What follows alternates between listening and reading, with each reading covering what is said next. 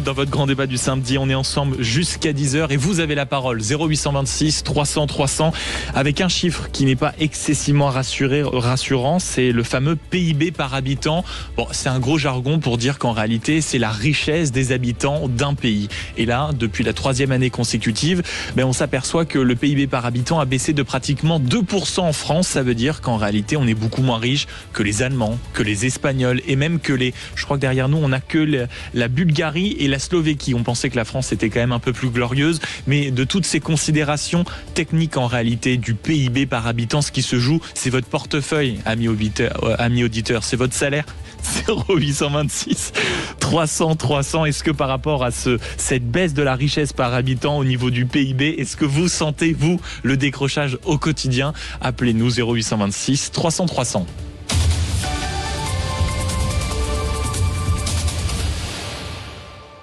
Oui, c'est très drôle. On a la langue qui fourche et c'est très drôle. Qu'est-ce que vous voulez? On fait avec ce qu'on a. Les chiffres, ils sont sévères. En 1975, donc le PIB par habitant français était équivalent à celui de l'Allemagne. Aujourd'hui, l'écart est de près de 18% en faveur de nos voisins d'outre-Rhin. Et les Danois, par exemple, qui nous devançaient déjà, aujourd'hui, affichent désormais près de 30% de richesse par habitant en plus. Pour vous accompagner dans ce débat auditeur, Alexia Germont, bonjour. Bonjour à tous. Avocate, présidente et fondatrice du think tank France Audacieuse. Bonjour aussi à vous, Émilie Zabalski. Bonjour. Communicante, éditorialiste politique et fondatrice de l'agence Émilie Conseil. Et bonjour, chef Frédéric Vardon. Bonjour. Merci beaucoup d'être avec nous ce matin pour participer également à ce débat avant qu'on vous retrouve pour les coulisses du chef, propriétaire donc du Café Max et du restaurant le 39.5 à Paris. En effet, le décrochage français, la baisse du PIB par habitant, est-ce que déjà ça vous étonne? Est-ce que vous trouvez que, avant d'observer ces considérations économiques très pointues, c'était déjà quelque chose qu'on pouvait constater, le décrochage français, Alexia Germont? C'était malheureusement et tristement attendu. On sait qu'il y a ce décrochage. Alors, vous l'avez très bien expliqué, mais je crois que c'est quand même important d'insister. On est déjà sur la valeur et la richesse qui est créée. Ça veut dire quoi? Ça veut dire que globalement, on fait le calcul de tout ce qui est produit, et puis on le divise par le nombre de Français. Donc c'est un peu différent en fait d'indicateurs de type quel est le salaire médian, etc.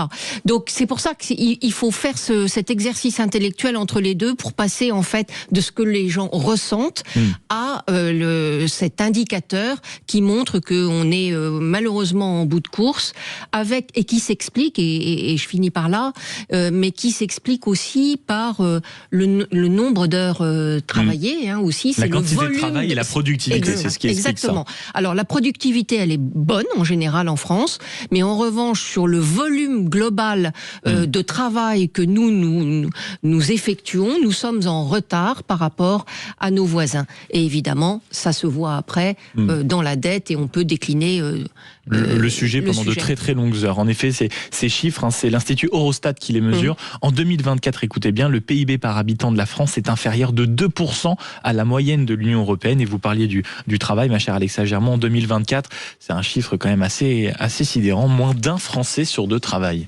Alors moi, je pense qu'il faut quand même revenir sur le chiffre, justement, parce qu'il faut comparer ce qui est comparable.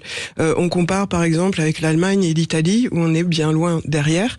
L'Allemagne a perdu, je crois, 1,5 million d'habitants sur les 15 dernières années.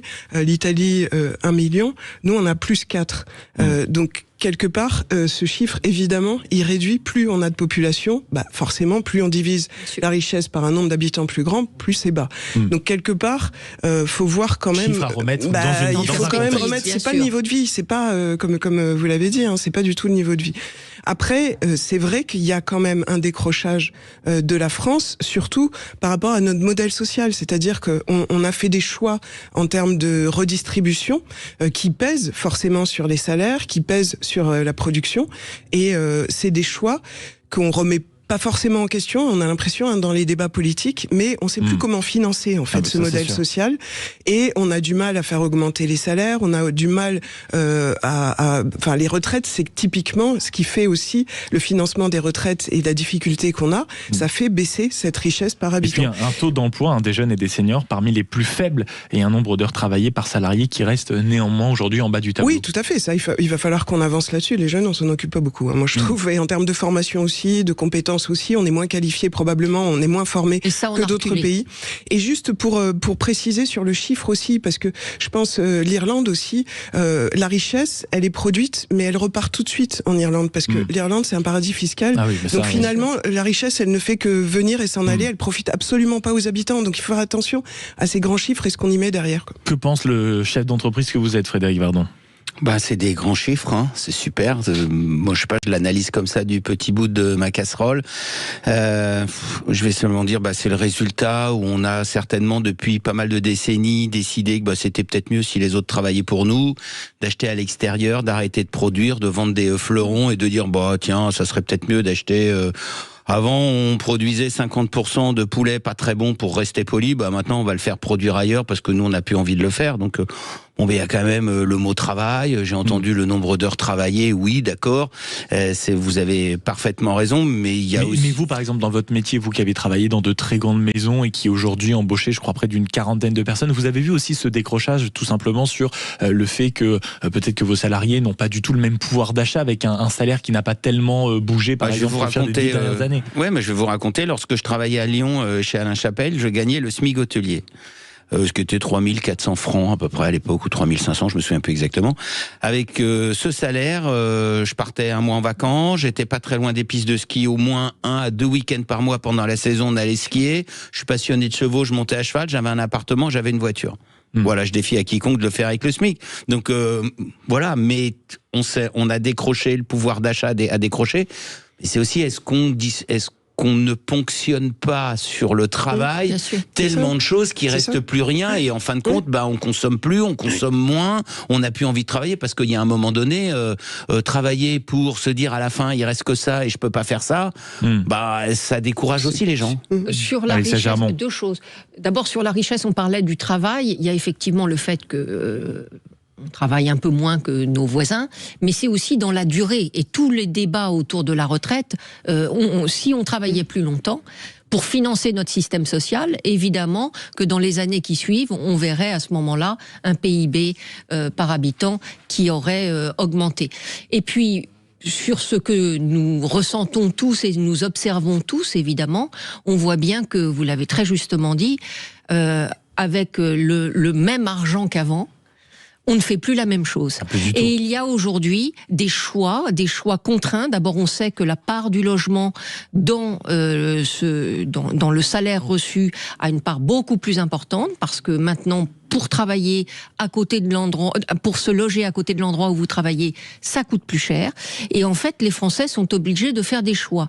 Et ce qu'on ne voyait pas avant et qu'on voit aujourd'hui aussi, c'est que des gens qui traditionnellement étaient vus comme gagnant raisonnablement bien leur vie aujourd'hui sont aussi obligés de faire des choix en matière d'alimentation, en matière de évidemment les vacances, c'est autre chose. Le cadre est devenu pauvre. Le cadre est devenu pauvre. Exactement. Et ça, il y a tout un travail à faire sur la partie impôt en fait, qui vient ponctionner véritablement la richesse qui rentre dans un ménage.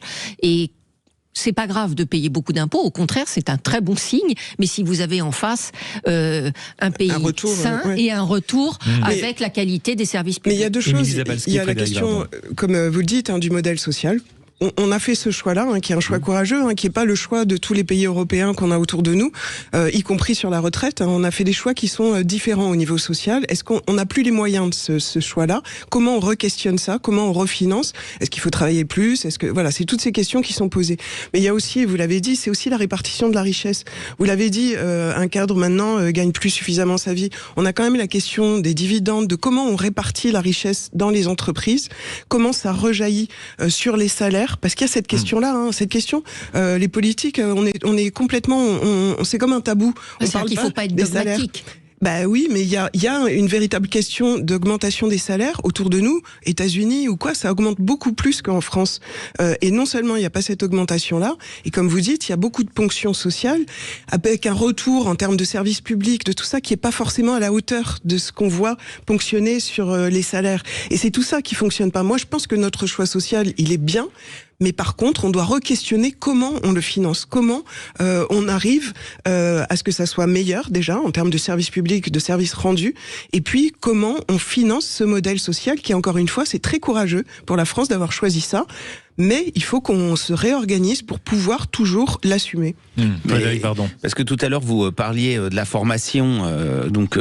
Évidemment, il faut qu'on forme nos jeunes. Mais pendant des années, il y a eu des subventions à la formation, des crédits de TVA de formation. Enfin, on en a eu pléthore de tout ça. Mais au bout du compte, on a des universités extraordinaires, on a des maîtres de conférences extraordinaires, on a des professeurs extraordinaires. Mais qui gagnent quand même peanuts, soyons clairs. Et aujourd'hui, un gamin qui fait une université, ça va coûter, 1 000 euros peut-être. Est-ce qu'on considère que ce prix peut avoir un enseignement durable, exceptionnel et compétitif? Moi, je pense que la réponse non. La preuve que non, parce que je trouve que au lieu de ponctionner des impôts pour dire on va financer qui de toute façon est un abysse, un modèle social que oui on a envie de préserver, oui il est beau, mais qui est quand même un abysse avec un argent gaspillé incroyable. Donnons la possibilité aux entreprises de financer les futures têtes d'élite de ce pays. Sur les études en France, on a vu beaucoup de parcours universitaires à un moment avoir un plafond de verre. On pense à beaucoup de chercheurs qui sont obligés de poursuivre aux États-Unis ou simplement dans d'autres parcours. C'est aussi financier parce qu'on ne paye pas beaucoup les chercheurs et qu'on ne finance pas du tout. C'est ce que je vous dis. Ce qui est pire, c'est que pour certains motifs de recherche, rappelez-vous la prix Nobel d'économie, enfin de physique-chimie, je crois que c'était Emmanuelle Charpentier. Oui. Elle avait commencé en France, elle était partie en Allemagne finir, on va dire, ses recherches. Et on a énormément d'exemples en réalité autour de nous où, en effet, le vrai problème, c'est que non seulement on s'appauvrit, mais encore, j'ai envie de dire, soyons un peu cyniques, si on s'appauvrissait pour avoir autour de nous des services publics flamboyants, une école absolument fantastique, un hôpital qui serait vraiment le meilleur système de santé au monde, on se dirait c'est extraordinaire. Le problème, c'est que on crache au bassinet, on va dire, de manière supplémentaire à chaque fois, et autour de nous, on a l'impression, si vous voulez, que ça continue quand même à s'effriter sévèrement. C'est peut-être ça aussi le paradoxe. Bien sûr que c'est ça. Et puis la formation également, on sait très bien que il n'y a pas que dans les mathématiques où on a reculé. Et le problème de la formation, c'est que là, on sait qu'à horizon 20 ans, on va payer ce manque de formation aussi. Parce que des jeunes qui ne sont pas formés ou moins bien formés, c'est un appauvrissement à venir aussi, justement, de la richesse créée. Vous citiez les chercheurs. Les chercheurs, évidemment, ils partent parce qu'il y a des questions de salaire, mais il n'y a pas que ça. Il y a aussi parce que vous allez trouver à ce moment-là, dans des pays étrangers, notamment aux États-Unis, un écosystème extrêmement favorable d'investissement qui vont leur permettre également d'aller au bout de leur recherche.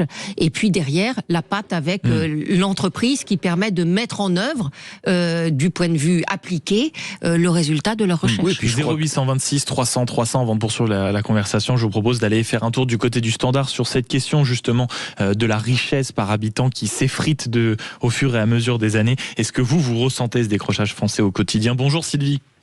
Oui, bonjour, excusez-moi. Bonjour. Mais je vous en prie, ma chère Sylvie, tout va bien, prenez votre temps. Je vous écoutais, et puis en plus je vous écoutais, donc voilà, oui. C'est toujours mieux de nous écouter, Sylvie. Comment allez-vous?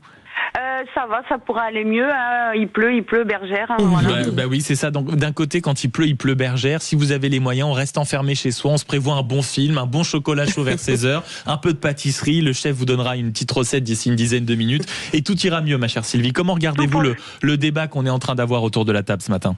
De toute façon, c'est simple. Il y a pas 36 choses à dire. Hein. Il a complètement détruit le pays. Hein, c'est tout. Hein. Il n'y a pas 36 solutions. Il a détruit la santé. Moi, je peux vous dire. Vous parlez des élites tout à l'heure. Moi, ma fille, elle est en école d'infirmière. Vous savez combien elle touche pendant les stages de l'heure? Elle touche 1,10 € de l'heure. C'est scandaleux. Donc, il a détruit. 1,10 € de l'heure, Sylvie. Ouais, 1,10 € de l'heure, elle touche. Ouais, pendant les stages. Ouais. Donc on parle des élites, mais voyez, il y a aussi ça. Donc il a détruit la santé, il a détruit l'éducation nationale. On n'a plus d'usine. Il vient de vendre quelque chose dernièrement. En fait, il a tout détruit. Le pays est à l'abandon. Les gens sont de plus en plus pauvres. De toute façon, comme avait dit Coluche, il y aura deux catégories sociales, les pauvres et les riches. Voilà. Et on y est. Et le problème, c'est que ça va être compliqué si ça va pas être très difficile de remonter la barre. Mais excusez-moi, mais il faut qu'il s'en aille. Il faut qu'il s'en aille. Il est terrible, là où vous n'avez peut-être pas tort, Sylvie, c'est que le président de la République, hélas pour plein de raisons certainement diverses, incarne aujourd'hui le pays qui dysfonctionne, même si avec un peu d'honnêteté intellectuelle, on doit reconnaître que ça fait, on va dire maintenant, facilement 10-15 ans qu'on est sur une mauvaise pente. Merci en tout cas, Sylvie, de nous avoir appelé au 0826 300 300, et donc courage à votre fille qui est en école d'infirmière. Merci beaucoup, Alexia Germont, d'avoir été avec nous ce matin, avocate, présidente et fondatrice du think tank France Audacieuse. Merci beaucoup à vous, Émilie Sabalski, d'avoir passé une tête dans le studio, communicante, éditorialiste politique et fondatrice de l'agence Émilie Conseil. Et merci à vous, Frédéric Vardon, d'avoir été à ce micro, mais vous y restez. Je bouge pas. Parce que dans quelques minutes, de quoi on va causer? De quelque chose où quand on a de la pâte, on a du sucre. On peut en faire. Je vous laisse deviner. À tout de suite sur Sud Radio.